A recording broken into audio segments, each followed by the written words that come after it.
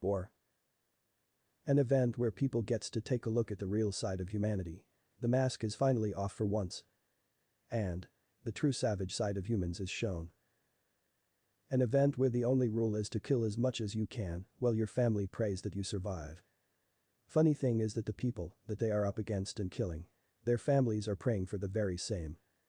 Victory is declared when one of the parties kill more than the other party, thus making them the better one, the bigger one, the dominant one.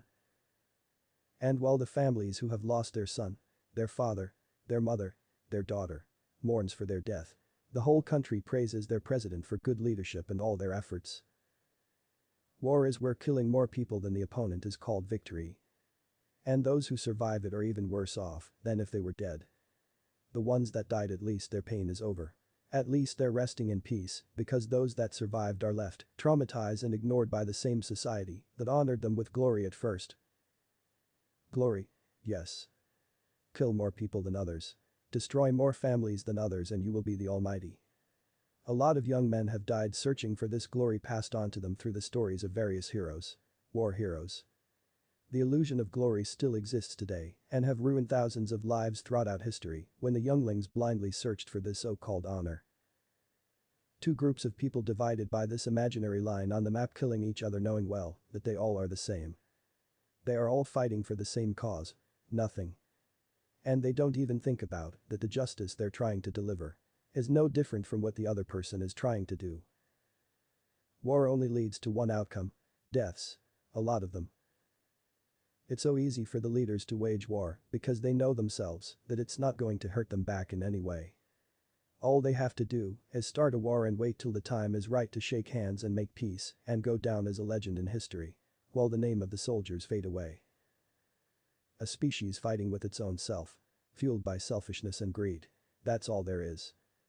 Well, you cannot change the world all alone by yourself. All you can do is bear with it, with the pain. The pain of living in this world full of selfishness and greed. It's dark out there even during the day. It's all a big joke, while not being funny at all. Just don't think too much and follow the leader.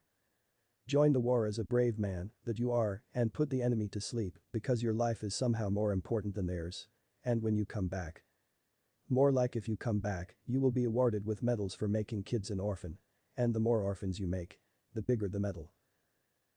The world has now advanced and developed nuclear power.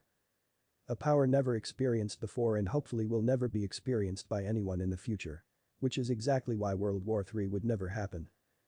The thing about nuclear bombs is that they are fair. When they are used, they won't pick and choose who to kill. They take everyone with them. As a result, this time the leaders are equally immune to war as much as anyone and are smart enough to realize that World War III is the self-destruct button. It's all about them in the end. Their life is more important than a random soldier. You have my word. World War III would never happen. So, is it worth it in the end?